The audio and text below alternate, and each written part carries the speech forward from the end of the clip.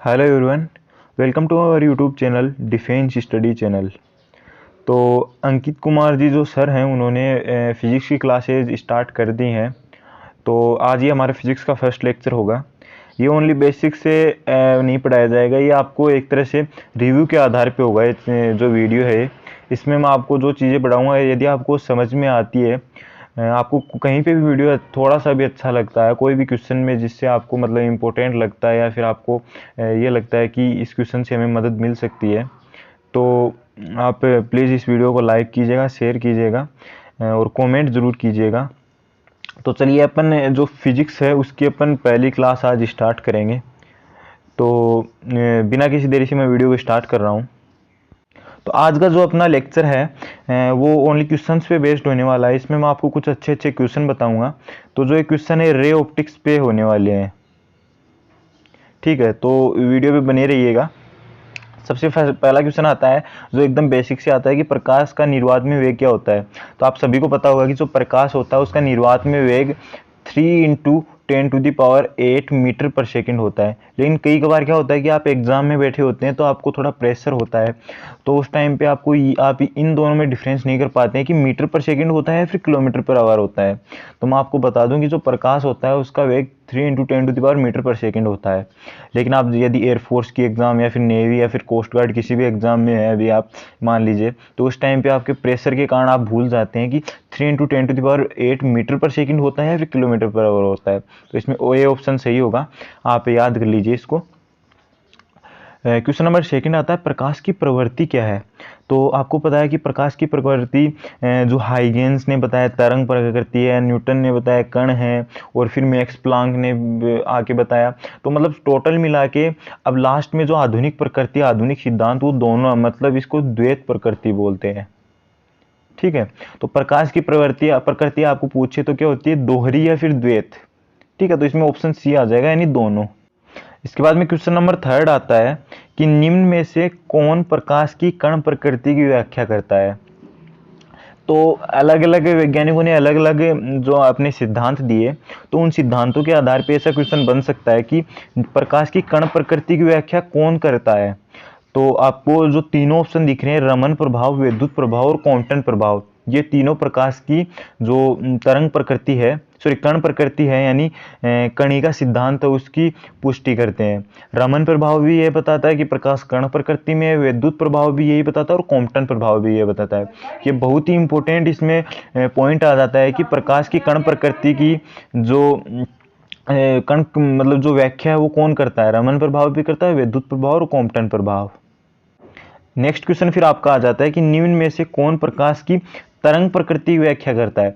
Last में अपने पढ़ा था, क्वेश्चन नंबर थर्ड था वो, कि जो प्रकाश की कण प्रकृति कौन करता है, वो तो था क्वांटम प्रभाव भी करता है, रमन प्रभाव भी करता है और प्रकाश विद्युत प्रभाव भी करता है। लेकिन जो तरंग प्रकृति है उसकी तीन करते हैं, व्यतिकरण, विवर्तन और ध्रुवण। व्यतिकरण भी करता है, विवर्तन भी करता है और ध्रुवण भी करता है। तो इसमें क्या है कि आपको कुछ क्वेश्चन इस प्रकार से भी आ सकता है, ऑप्शन वाइज चेंज हो सकता है, तो आपको याद रखने होंगे, इसीलिए मैंने ऐसा क्वेश्चन बनाया है। मान लीजिए क्वेश्चन नंबर 4 इस प्रकार से होता कि निम्न में से कौन प्रकाश की तरंग प्रकृति की व्याख्या करता है। तो तरंग प्रकृति की व्याख्या करता है मतलब जिस प्रभाव से आपको ये लगे कि ये तरंग प्रकृति है। तो इसमें ऑप्शन ए मान लीजिए ये होता कि प्रकाश विद्युत प्रभाव, बी होता क्वांटम प्रभाव और सी होता विवर्तन, डी मान लीजिए होता जो क्वांटम प्रभाव मान लीजिए, या फिर उन जो क्वेश्चन नंबर थर्ड के ऑप्शन थे उनमें से कोई एक और होता। तो इसमें आपको जो सी ऑप्शन था वो करेक्ट होता है, विवर्तन, ठीक है। क्वेश्चन आपको किसी भी प्रकार से पूछा जा सकता है, या फिर आप जो पीछे वाली स्लाइड थे उसमें मैं ले जाऊं आप। हाँ, तो इसमें यदि आपको पूछा जाता है कि निम्न में से कौन प्रकाश की कण प्रकृति की व्याख्या करता है, तो यहाँ पे ऑप्शन ए मान लीजिए होता व्यतिकरण, बी होता विद्युत प्रभाव और सी होता ध्रुवण और डी होता विवर्तन। तब आप कौन सा करते हैं, बी ऑप्शन टिक करके आते, क्योंकि बाकी तो कौन बताता है, तरंग प्रकृति बताते हैं, ठीक है। तो आपको बस ये मैंने इसलिए बनाया है क्योंकि आप तीनों को याद रख ले, या फिर पॉइंट वाइज याद रखें या फिर क्वेश्चन वाइज याद रखें कि कण प्रकृति है उसकी व्याख्या तो रमन प्रभाव करता है, क्वांटम प्रभाव भी करता है और विद्युत प्रभाव भी करता है। लेकिन जो तरंग प्रकृति है वो व्यतिकरण, विवर्तन और ध्रुवण करते हैं।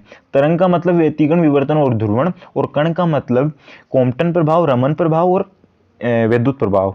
ठीक है, जो आपका नेक्स्ट है वो क्वेश्चन टाइप में नहीं है, वो एक आपको याद रखने के लिए बता रहा हूं मैं कि अलग अलग वैज्ञानिक आए और उन्होंने प्रकाश की अलग अलग प्रकृतियां बताई। तो इस पे भी आपके क्वेश्चन आ सकता है कि पहला इसमें है न्यूटन। न्यूटन सबसे पहले न्यूटन आया जिसने प्रकाश को कण प्रकृति के बारे में बताया कि प्रकाश की प्रकृति कण है। फिर उसके बाद में आया हाइगेन। हाइगेन ने इसका जस्ट अपोजिट बता के कह दिया कि तरंग प्रकृति है, भाई प्रकाश कण नहीं तरंग प्रकृति में पाया जाता है। फिर उसके बाद में मैक्सवेल आया, मैक्सवेल ने फिर से तरंग प्रकृति बता दी। और प्लांक आया, मैक्स प्लांक ने बताया कण प्रकृति है कि प्रकाश है वो कण प्रकृति में है। फिर ऑल ओवर लास्ट में जो आधुनिक सिद्धांत है वो द्वैत प्रकृति का बताया लुईस डी ब्रोगली ने। तो आप इसको आपको ये याद रखने की बहुत ज़्यादा ज़रूरत है। तो आप चाहे तो इसका स्क्रीनशॉट ले सकते हैं, ये बहुत इंपॉर्टेंट, या फिर अपने नोटबुक में नोट कर लीजिए, क्योंकि एयरफोर्स, नेवी और जो कोस्ट गार्ड है, इंडियन कोस्ट गार्ड, इसके लिए बहुत ही इंपॉर्टेंट ये मतलब पॉइंट बन जाते हैं इसमें।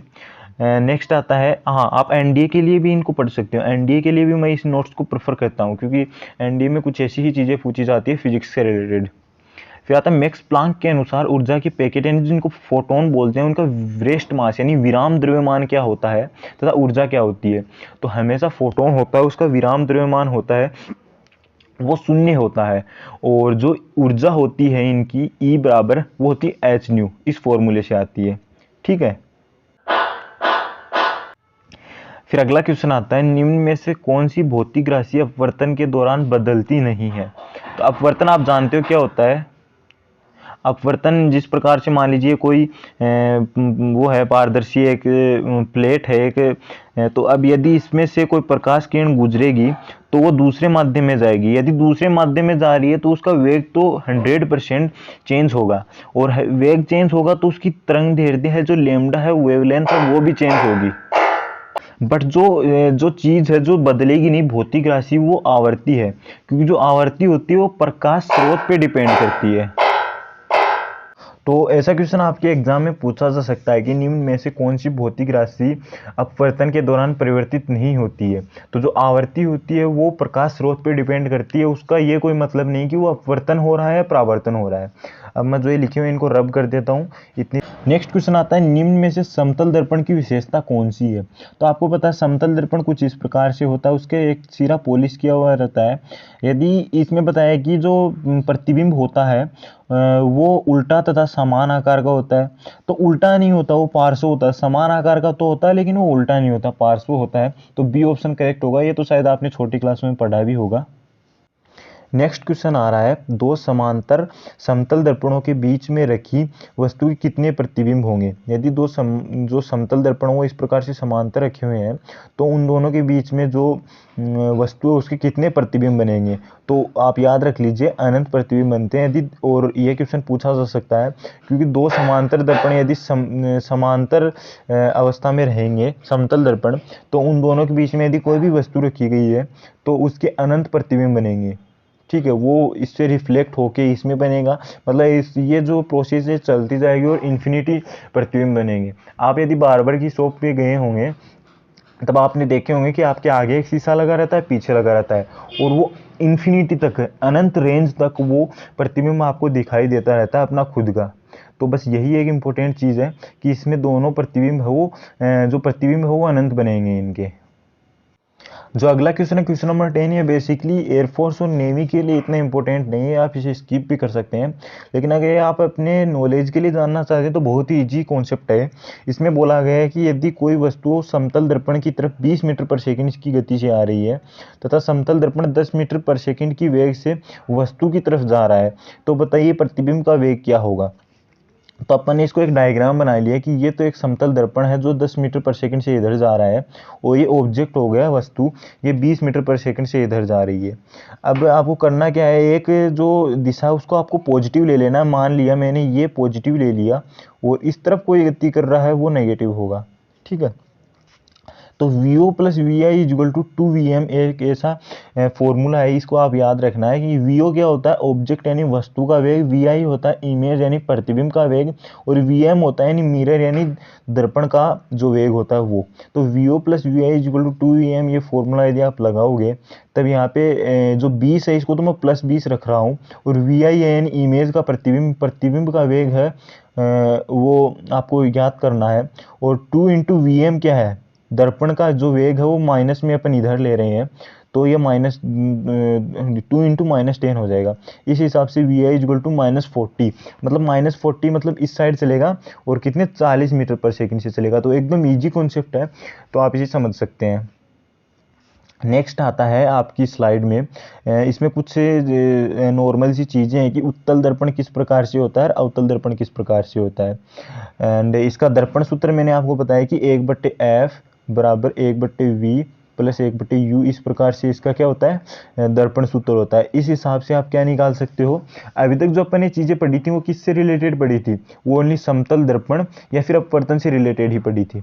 लेकिन जो अब अपन पढ़ेंगे जो क्वेश्चन एंड आंसर है वो अपन जो गोलीय दर्पण होते हैं उनसे करेंगे। तो गोलीय दर्पण बेसिकली होता है क्या, मैं इसको एक बार रब करूं, इसको रब करने में टाइम लगता है इसलिए वीडियो को बीच में मैं हटा रहा हूं। हाँ, जैसे मान लीजिए ये कोई गोला है, तो इस खोखले गोले का एक छोटा सा कटा हुआ भाग होता है, यही एक दर्पण होता है। यदि इसके एक भाग पर पॉलिश कर दी जाए, तो यदि आप इसके उभरे हुए भाग पे पॉलिश कर देंगे तब तो होगा ये अवतल, और यदि इसके उत्तल दर्पण यदि आप इसके अंदर वाले भाग पे पॉलिश कर देंगे तो आप इसका दर्पण सूत्र देख सकते हैं, 1/f बराबर 1/v प्लस 1/u होता है। और आवर्धन होता है यानी कि जो बिंब का आकार और प्रतिबिंब के आकार में जो बिंब है वो प्रतिबिंब है वो बिंब से कितना गुना बड़ा है कितना गुना छोटा है। ठीक है, अब नेक्स्ट स्लाइड पे चलते हैं अपन। नेक्स्ट स्लाइड पे एक डायरेक्ट इससे रिलेटेड ही क्वेश्चन कर लिया है, तो ये क्वेश्चन आप स्क्रीनशॉट ले लीजिए, इसका आंसर आपको खुद को करना है। क्वेश्चन का आंसर मैंने बता दिया है और इसमें वही आपको लगाना है, 1/v बराबर 1/u प्लस 1/f। तो ये भी आप चाहो तो एयरफोर्स और नेवी में ऐसे क्वेश्चन नहीं आते, आप स्किप कर सकते हो, अपने बेसिक नॉलेज के लिए आप इसको यूज कर सकते हो, ट्राई कर सकते हो। अपवर्तन की बात करें तो अपन अपवर्तन के अपन ने कुछ क्वेश्चन कर लिए थे, लेकिन इसमें अपन कुछ बेसिक सी चीज़ें पढ़ेंगे। तो इसमें क्या है कि अपवर्तन होता है वो क्या होता है कि एक पारदर्शी एक प्लेट होती है, या फिर आप एक शीशा मान लीजिए, कांच मान लीजिए, जिसका किसी भाग में पॉलिश नहीं होती है। फिर उससे एक दो माध्यम होते हैं, इस साइड सघन माध्यम मान लिया हमने और इस साइड विरल माध्यम मान लिया। तो जो रेयर एंड डेंसर मीडियम से यदि सघन माध्यम से विरल माध्यम में कोई प्रकाश किरण आ रही है, तो ये जो तो आपको सबसे पहले याद क्या रखना है, आपको ये याद रखना है कि जो सघन माध्यम होता है, आपको शायद पता भी होगा, सघन माध्यम का यदि मैं n1 बोल रहा हूँ जो अपवर्तनांक है वो, और विरल को यदि मैं n2 बोल रहा हूँ, तो सघन माध्यम का जो अपवर्तनांक होता है और विरल माध्यम के अपवर्तनांक में सघन माध्यम का अपवर्तनांक ज़्यादा होता है। यहाँ पे n1 ग्रेटर देन n2 होता है, मतलब सघन का अपवर्तनांक इज ग्रेटर देन विरल का अपवर्तनांक। लेकिन जो इनका अपवर्तन कोण और आपतन कोण और अपवर्तन कोण है वो एकदम उल्टे होते हैं, जस्ट अपोजिट। n1 में जो कोण बनेगा वो यदि मैं θ1 और n2 में जो कोण बन रहा है वो यदि मैं θ2 बोल दूँ तो θ2 बड़ा होगा। ठीक है, θ2 बड़ा होगा। तो बस एक ये बेसिक सी चीज़ है जो आपको समझ में आनी चाहिए। बाकी n1 sin i बराबर n2 sin r, ये तो आपको सबको पता होगा, जो कि स्नेल का नियम है। और एक माध्यम का अपवर्तनांक किस हिसाब से निकाला जाता है, वो होता है निर्वात में प्रकाश का वेग बटा माध्यम में प्रकाश का वेग। तो इस पे अपन जो क्वेश्चन हो नेक्स्ट लेक्चर में करेंगे, क्योंकि जो आज की जो स्लाइड है वो कंप्लीट होती है यहाँ पे। और यदि आपको ये स्लाइड चाहिए है आपको, तो जो आज की जो पीपीटी है, यदि आपको पीपीटी आपको चाहिए है अपने खुद के पास, जिससे आप इनको याद कर सको, इनको नोट्स के अनुसार आप इनको रख सको, यदि आप स्क्रीन